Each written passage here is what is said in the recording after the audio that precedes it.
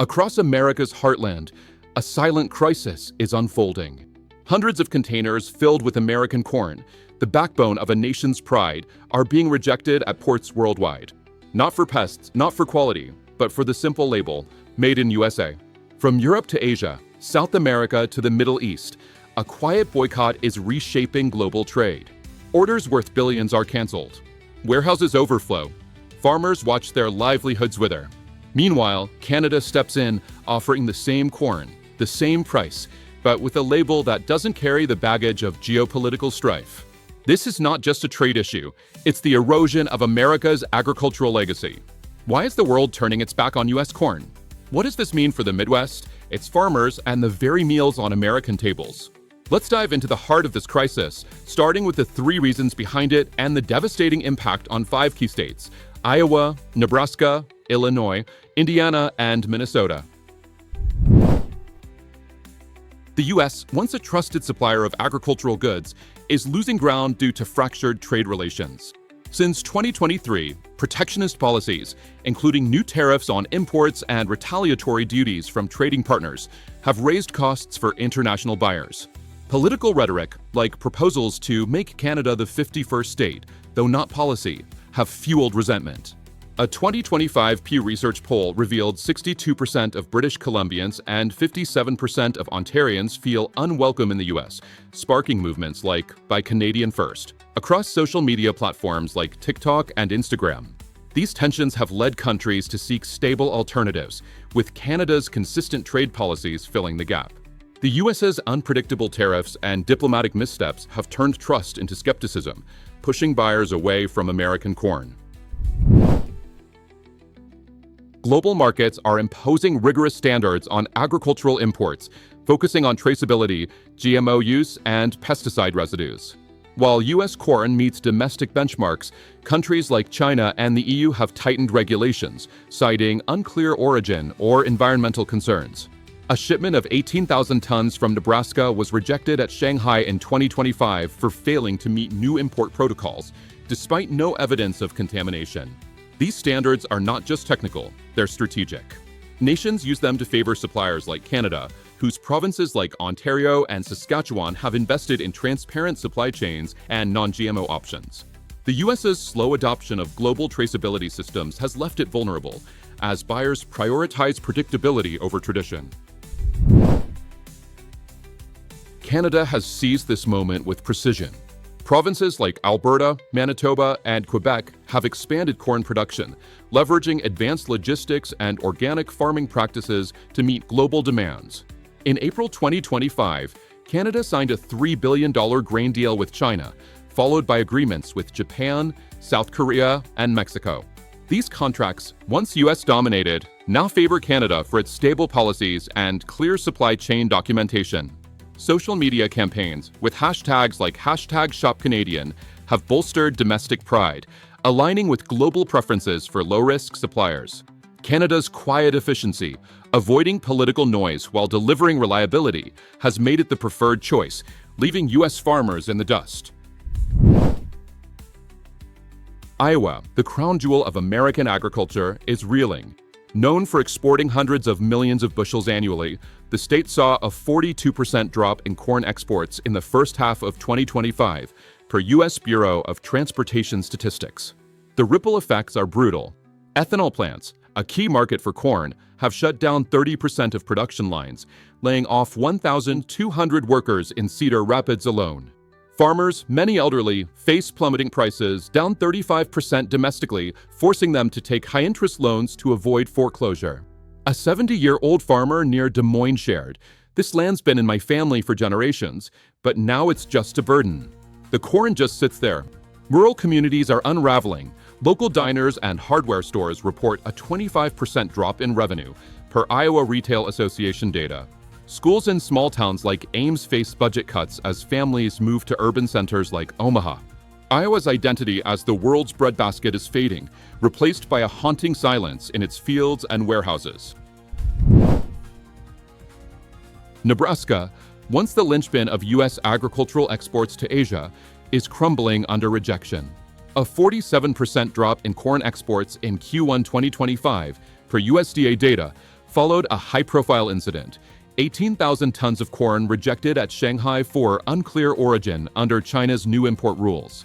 Warehouses in Lincoln and Omaha are overflowing, with storage costs up 20%.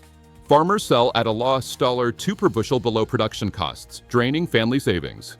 The state's rail industry, which moved $4 billion in corn annually, has idled 40% of its fleet, per the Nebraska Rail Association. Rural towns like Grand Island see shuttered businesses, from feed stores to truck repair shops, with 15% unemployment spikes in some counties.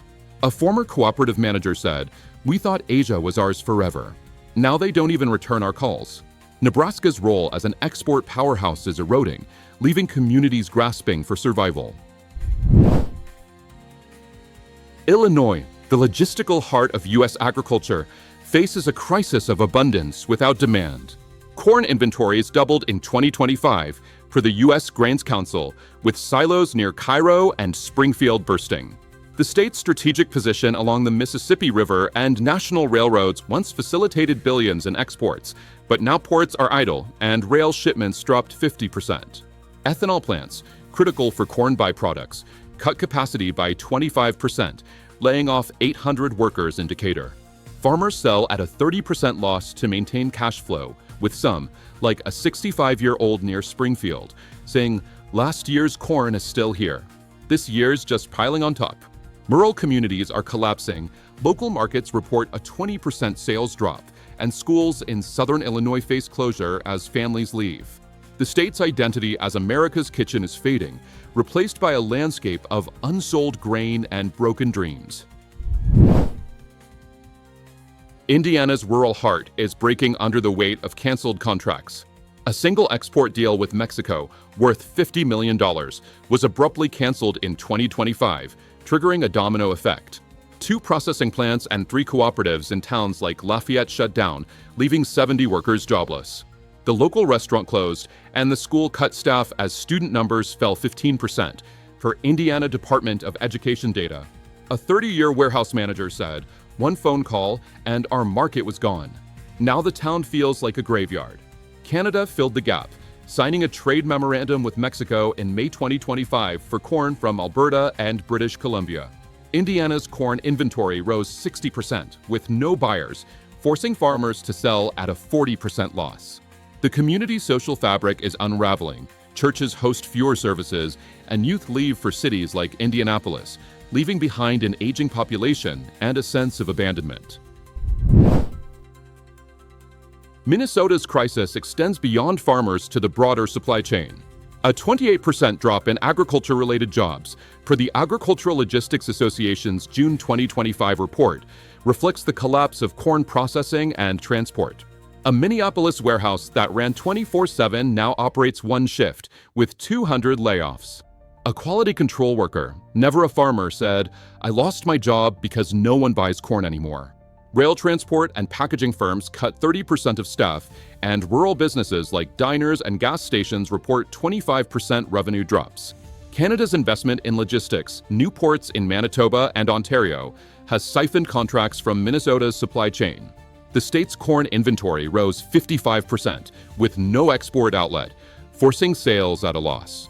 The crisis is dismantling not just farms, but entire communities, as jobs vanish and families relocate to urban hubs like St. Paul. The boycott of U.S. corn is more than an economic loss. It's a cultural and existential threat. The American Farm Bureau Federation estimates that every million bushels of unsold corn costs 200 indirect jobs, from transport to retail. A 20 to 30% export drop could mean hundreds of thousands unemployed within years. Elderly farmers, tied to their land, face foreclosure or forced sales with no successors to take over. Rural communities are disintegrating, schools close, churches empty, and local businesses shutter as populations dwindle. The U.S.'s title as an agricultural superpower is at risk, as countries like Canada, Brazil, and Ukraine gain ground with stable policies and transparent supply chains. This crisis is a warning. Trust, once lost, is hard to regain. If America cannot adapt, its fields may remain fertile, but its legacy will fade. To reclaim its position, the U.S. must act decisively, standardize quality and traceability, Implement transparent corn quality checks across states, adopting global standards for GMO and pesticide residues. Upgrade traceability systems to provide clear origin data, rebuilding buyer confidence. Stabilize trade policies, reduce sudden tariff changes, and provide a clear trade roadmap. Engage with international partners to align with their safety and environmental demands. Invest in sustainable agriculture. Fund research for non-GMO corn and eco-friendly farming. Support farmers transitioning to organic methods, mirroring Canada's success. Revive rural communities. Offer low-interest loans to small farmers, not just corporations. Build cooperative models to share market risks. Incentivize young farmers through tax breaks and training programs. The rejection of U.S. corn is not the end, but a way-up call. Iowa, Nebraska, Illinois, Indiana, and Minnesota, the heart of American agriculture, are suffering, but their resilience endures. The world hasn't turned away forever. It's watching, waiting for America to rebuild trust.